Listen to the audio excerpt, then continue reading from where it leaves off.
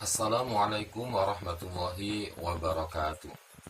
Bismillahirrahmanirrahim. Alhamdulillahirrabbilalamin. Allahumma sholli ala sayyidina Muhammad wa ala alihi wa sahbihi ajma'in, amma ba'du.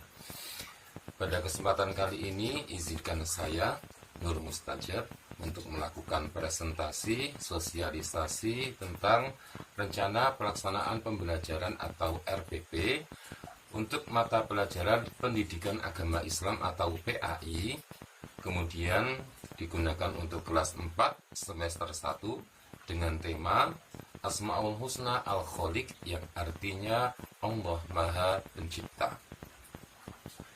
Kemudian alokasi yang kami gunakan untuk RPP kali ini yakni 2 kali 30 menit untuk 1 kali pertemuan.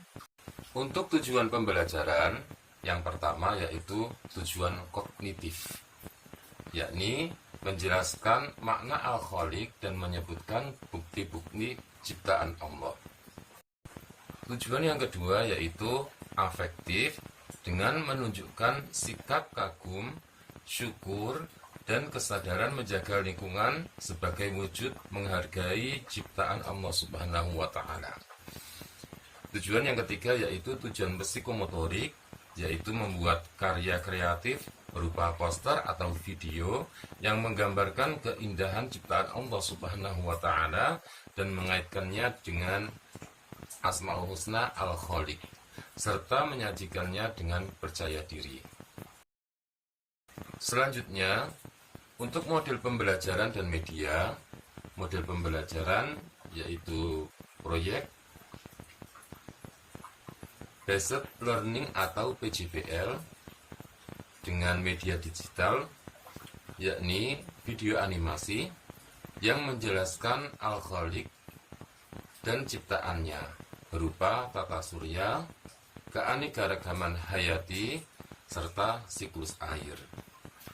Untuk sumber belajar lain bisa menggunakan buku PAI untuk kelas 4 semester 1, bisa menggunakan gambar ciptaan Allah Subhanahu wa Ta'ala berupa alam, hewan, tumbuhan, ataupun manusia. Sumber belajar yang lain yakni Al-Quran dan terjemahannya. Untuk kegiatan pembelajaran yang pertama yakni pendahuluan, dimulai dari pembukaan. Contohnya guru membuka pelajaran dengan salam dan doa. Jadi menyapa siswa-siswa di situ bisa menggunakan absen dan sebagainya. Kemudian persepsi, dengan guru bertanya tentang ciptaan Allah Subhanahu wa Ta'ala yang diketahui oleh siswa. Nah, pertanyaan guru ini bisa disebut pertanyaan pemantik, yang mana pertanyaan tersebut berhubungan dengan materi yang akan diajarkan oleh guru. Kemudian guru menyampaikan tujuan dan motivasi. Guru menyampaikan tujuan pembelajaran dan memberikan motivasi kepada siswa. Nah, kegiatan inti kita bagi dengan 2 fase, yakni fase pertama, penentuan pertanyaan mendasar.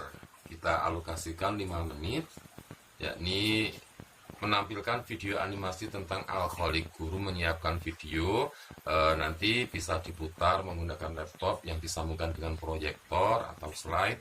Di situ guru menampilkan animasi tentang Al-Khaliq, bisa berupa alam semesta, bisa berupa hewan, ataupun siklus air, atau yang paling dekat yakni menampilkan keanekaragaman manusia.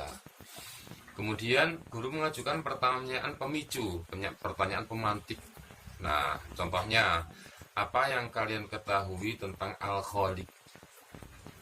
Contoh yang lain, ciptaan Allah Subhanahu wa Ta'ala, manakah yang paling membuat kalian kagum? Mengapa? Mengapa demikian? Contoh lain, bagaimana kita bisa menunjukkan rasa syukur atas ciptaan Allah Subhanahu wa Ta'ala. Nah, dengan pertanyaan-pertanyaan pemantik ini diharapkan siswa menjadi aktif. Dia memiliki banyak sekali jawaban. Misalnya dari satu kelas tersebut ada 24 siswa, pastinya ada 24 pemikiran, 24 jawaban yang berbeda-beda. Kemudian Siswa berdiskusi singkat dengan apa yang tadi ditampilkan oleh guru, video yang telah disampaikan dengan guru. Di situ didiskusikan bersama kelompok-kelompok kecil yang dibentuk oleh guru ataupun kesepakatan kelas. Fase kedua yaitu dengan mendesain perencanaan proyek. Kita alokasikan waktunya 10 menit, yakni membagi siswa menjadi kelompok kecil, dapat 4 atau 5 orang, atau disesuaikan dengan kondisi kelas di situ. Di sini kondisional sifatnya. Kemudian setiap kelompok memilih jenis proyeknya, dapat berupa poster tentang alkoholik dan ciptaannya. Berupa poster boleh atau berupa video pendek tentang keindahan alam sebagai bukti Allah Al-Khaliq, Allah Maha Pencipta. Kemudian siswa membuat proyek perencanaan. Kemudian siswa membuat perencanaan proyek, membagi tugas, alat dan jadwal kapan proyek itu akan dilaksanakan. Di situ kesepakatan masing-masing kelompok bisa dilaksanakan di luar jam pelajaran, misalnya ketika istirahat atau nanti sepulang sekolah.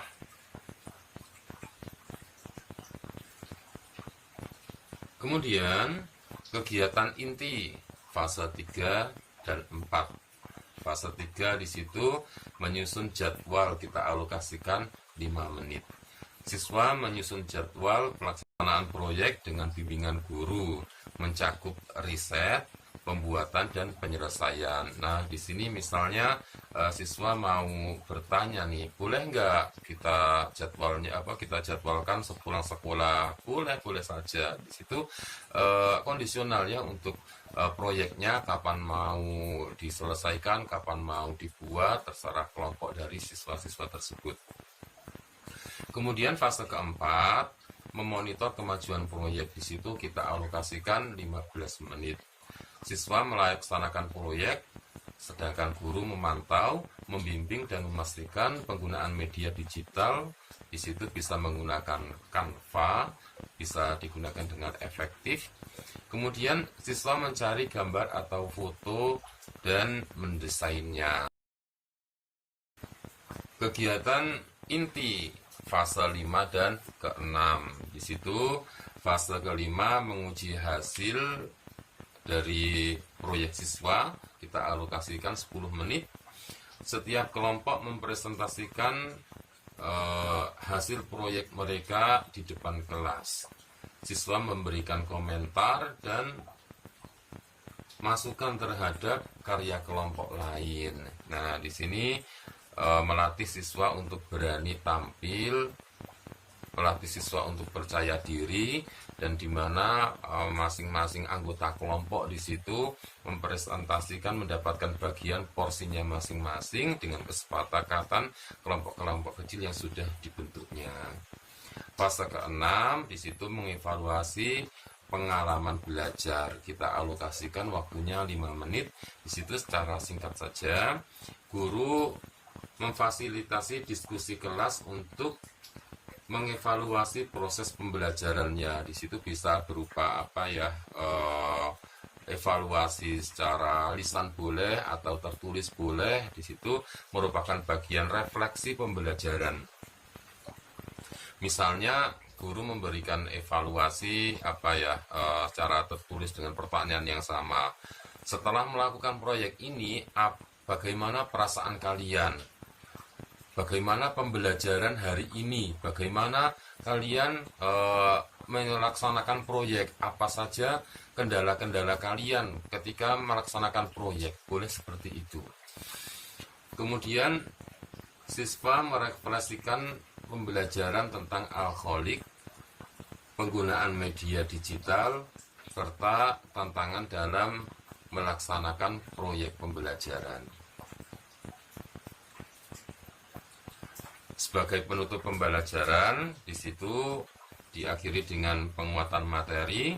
Guru memberikan penguatan materi dan kesimpulan pembelajaran, apa yang sudah dipelajari dari awal, dari tampilan video, pertanyaan pemantik, hingga apresiasi pada karya-karya siswa. Di situ bisa diulas lagi. Kemudian guru bisa memberikan tugas rumah dengan mencari contoh lain ciptaan Allah Subhanahu wa Ta'ala di lingkungan sekitar siswa. Pastinya akan mendapatkan jawaban yang beragam. Misalnya ada 20 siswa, ya pasti dapat 20 jawaban yang berbeda-beda karena lingkungan setiap siswa di situ berbeda-beda. Sehingga tugas rumah ini menjadi materi sambungan, materi lanjutan untuk materi-materi yang ada di kelas. Pembelajaran tidak berhenti di kelas saja, tapi masih berlanjut di lingkungan, masih berlanjut di rumah. Kemudian diakhiri dengan penutup, guru menutup pembelajaran dengan doa dan salam. Sebagai penilaian pembelajaran, di situ perlu sekali guru menyiapkan format penilaiannya. Yang pertama, penilaian tentang sikap. Guru membuat lembar penilaian tersendiri, observasi selama kegiatan pembelajaran. Di situ saya lampirkan nanti di deskripsi video.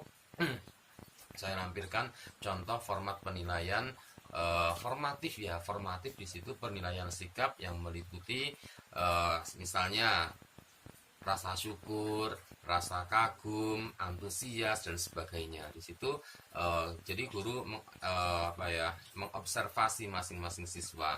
Bisa dengan guru memberikan nilai A, B, C atau berupa rubrik 4, 3, 2, 1 nilainya dengan deskripsi masing-masing. Kemudian penilaian pengetahuan, di situ guru bisa memberikan tes lisan, pertanyaan tentang makna alkoholik dan bukti-bukti ciptaan Allah Subhanahu wa Ta'ala. Di situ pertanyaan lisannya bisa berupa pertanyaan mencongak.